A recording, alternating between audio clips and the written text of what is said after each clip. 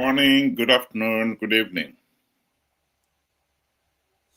The president of Zambia is visiting Zimbabwe. Ever since his election, this is his first visit to Zimbabwe.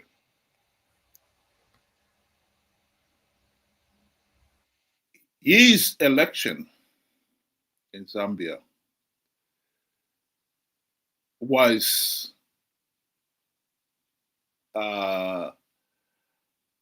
highly controversial as far as Zimbabwe is concerned. It was an open secret that the ZANU-PF regime in Zimbabwe wanted the incumbent Lunga to stay in power. And he was seen as the trailblazer of oppositions removing the incumbent leaders. Mnangagwa didn't like that because in 2023, Zimbabwe was going to have its own election, and he did not want Zambia to set a dangerous precedent.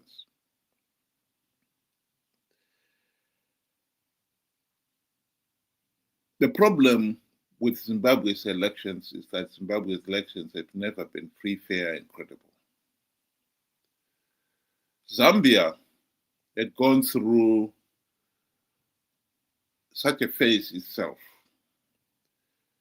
Kenneth Kaunda imposed a de facto one-party state in that country until he finally gave up power and conceded defeat.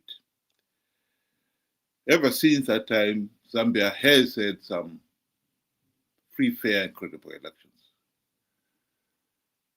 and regime change. Nonetheless, Zimbabwe, ever since our independence, we had never had regime change. And each time we talk of regime change in a country like Zimbabwe, the leaders became jumpy. So 2023, when it happened, you can well imagine why Zimbabwe was nervous. It so happened that the chairmanship of the SADC committee responsible for elections was Zambia.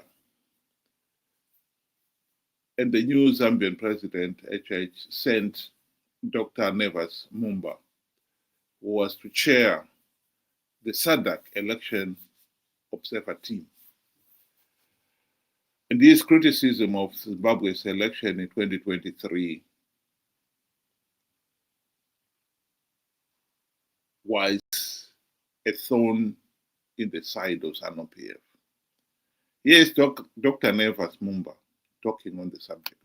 Well, thank you so much. First of all, let me be clear that the changing of any dynamic or situation in any of our African countries is a preserve of the citizens of that country, in this case, the Zimbabwean people. An election observation team goes there to support the process by observing and being able to release a statement of our observations that, for instance, in Zimbabwe, we raised several issues of transparency and also the independence of the Electoral Commission and things which happen in many other countries, But at the end of the day, once we produce the report and make it available to the Zimbabwean authorities and eventually to the Zimbabwean people, it really remains the preserve of the Zimbabwean people to fight for the freedoms that they need themselves and to correct those issues that have been observed. The reason why we have multiple observation missions is to ensure that, there is a comparison, taking place between the SADC report and the European Union report, the African Union report, and then they can see that those issues that repeat themselves in all these reports, it's up to the Zimbabwean people. And this is where I appeal to all political leaders, not only in Zimbabwe, especially the elections that are coming in Mozambique, that are coming in South Africa, in DRC. We have to make up our minds that, look, at the end of the day, once the people in the country are given an opportunity to monitor the elections, because they also monitor, it starts not during the day of elections. They must make sure that the constitutional lacunas that can affect a good election are dealt with months before the election. And they must fight to ensure that there's a level playing field. They should never wait for the time when the election is taking place. They must also insist that the electoral commissions and the governments in those countries abide by international norms in holding democratic elections. And this fight must be more vicious before the election comes. Well, you couldn't put it more plainly than that. The SADC Election Observer Mission report was categorical. Zimbabwe's 2023 elections did not meet Zimbabwe's own electoral act, Zimbabwe's own constitution, SADC's principles and guidelines on free and fair elections. And it is no surprise, of course, that Mnangagwa was outraged by that report. Here he is denouncing the SADC and the AU election observer teams and their reports.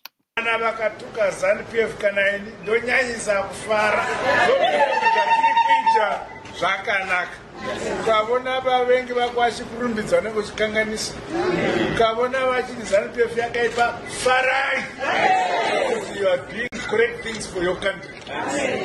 Hongu takaita maelections edu, kuna vamwe vaitaura zvisina musoro zvikanzi maelections anafamba zvakanaka, ndezvavo.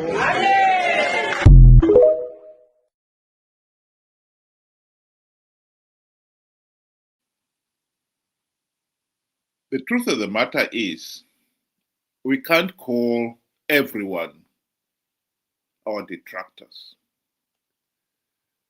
When the European Union, the Americans, and many other election observer teams condemned Zimbabwe's elections as flawed, they were all dismissed as detractors.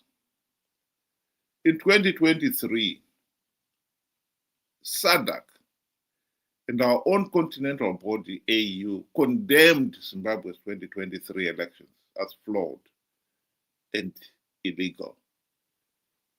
And Mnangagwa dismissed them as vavengi or detractors. So you can well imagine the animosity between Zimbabwe and Zambia. Mnangagwa and his regime attacked both Dr. Nevas Mumba and the Zambian president mercilessly for that damning report. So the people of Zimbabwe are rather surprised that the Zambian president is now visiting Zimbabwe and they're kissing and making up.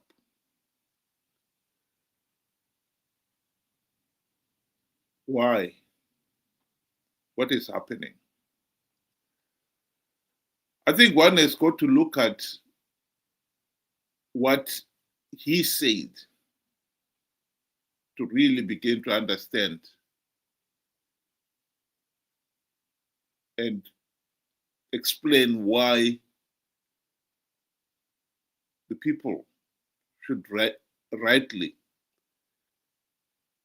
concern themselves about what is happening here. Here is the video of the Zambian president on his maiden visit to Zimbabwe.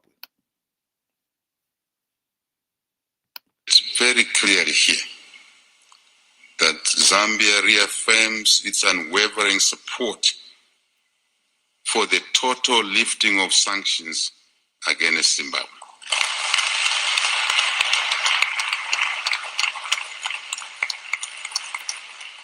If these sanctions had their value at a time, the value has expired. We need Zimbabwe to exercise its desire to develop the economy, to support its people. Sanctions are standing in the way. I must say, Mr. President, those sanctions on Zimbabwe affect us because they limit what we can do with each other. So we have a vested interest. So that's our call. And that's why I acknowledge the media. Please carry the message.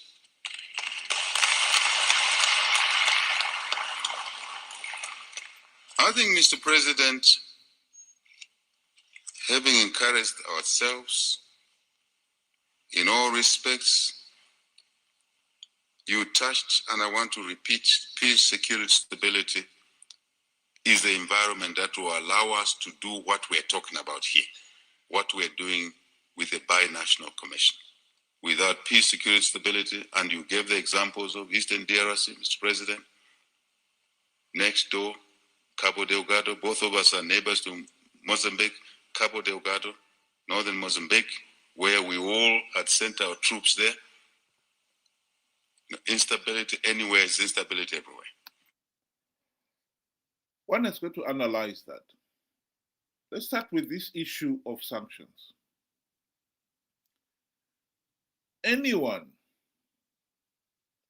who has understood this subject will know that sanctions, as much as it may have caused some economic disruption, is not the root cause of Zimbabwe's economic meltdown. This debate we have had over and over again. The only reason why ZANU-PF continues to make that argument is that sanctions have become a convenient scapegoat. The president there went on to talk about if we want development, we want peace and stability. We've just seen what happened in Tanzania a month ago. Tanzania had been a very stable nation, but that was completely overturned. Why? Because the incumbent regime blatantly rigged the elections in that country. The people, the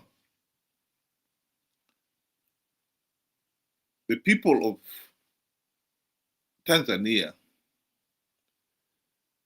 staged street protests because they were being denied a democratic voice.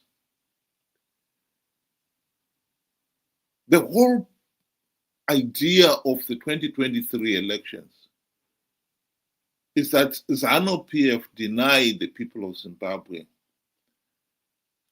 their democratic right to a meaningful say in the governance of the country.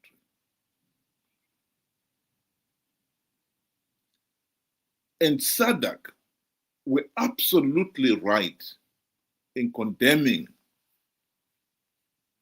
those elections. We cannot talk of peace and security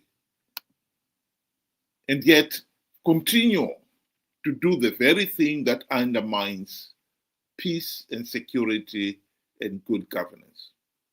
The right to free, fair, and credible elections is more than a right. It is the essence of good governance. So, is the president of Zambia now sweeping under the carpet what happened in Zimbabwe in 2023 and pretend it didn't happen? If that's the case, that is very worrying indeed. Because that is the last thing we want. What we've just witnessed in Tanzania should be the grim reminder of what can happen in any of our SADC countries that fails to hold free, fair, and credible elections. SADC and the AU have already placed a marker when we're talking of Zimbabwe. Zimbabwe is one of those countries in SADC that has failed to hold free, fair, and credible elections. And the sanctions and the pressure on the regime to hold free, fair, and credible elections is at the heart of good governance. To sweep that under the carpet is the most worrying thing that could happen. The people of Zimbabwe applauded President Hichilema of Zambia when he stood firm and condemned Zimbabwe's rigged elections in 2023. For him to be talking about sanctions, saying nothing about the failure to implement any meaningful reforms, because since the 2023 elections, ZANU-PF has not implemented or has said absolutely nothing that will make anyone believe the regime is serious about dealing with this fundamental problem of rigged elections. We are going towards 2028 elections and no reforms have been implemented. And so 2028 is going to be a repeat of 2023. I think the people of Zambia themselves have cause to be concerned with President Hichilema's overtures. Zambia will be going into elections themselves. When somebody in his position is softening up on issues of free, fair, and credible elections, one can only ask why.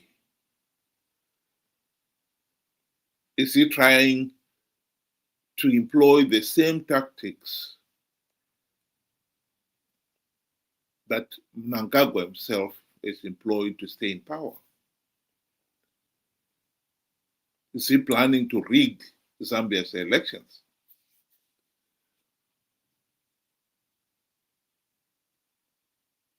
That is worrying. And I think the people of Zambia should rightly be worried. We cannot keep repeating this mistake of trying to hang on to power by rigging elections. He was talking of peace and stability. Those are exactly the excuses that Tanzania's leadership used to justify the blatant rigging of the elections and the use of force to silence the protesters.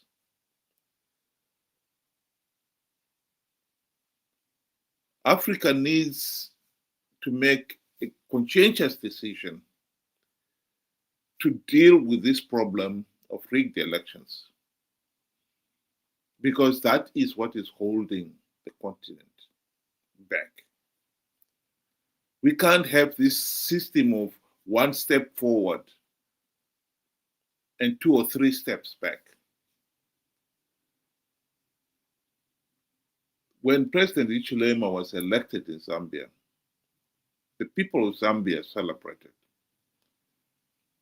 The people of Zimbabwe celebrated. The people of the whole region celebrated, because he came in as a champion of free, fair, and credible elections.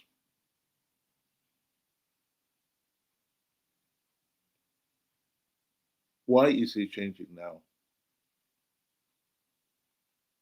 Why is he forgetting that mantra? We cannot have a situation where we keep repeating the same mistake.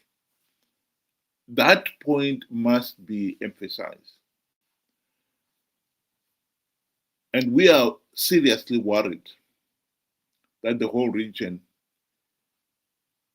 is being sucked back into the old, failed political system, where those once in power, as much as they champion free, fair, and credible elections, while they're aspiring for power, once in power, they start looking at how can they exploit the weaknesses to help themselves stay in power, to undermine the democratic will of the people. It will be a pity if Zambia's elections, and I believe they are due next year, are going to be a repeat of what we saw in countries like Zimbabwe. And whoever is the SADC election observer team should find themselves condemning those elections as failing to be free, fair, and credible, dragging that country back to the Kaunda days. Needless to say, of course, that Zimbabwe, Mnangagwa, would be one of the first ones to endorse that election process. Indeed, ZANU-PF regime has been known to interfere in other countries in the region, election processes, helping the incumbent, showing them the ropes on how to rig elections.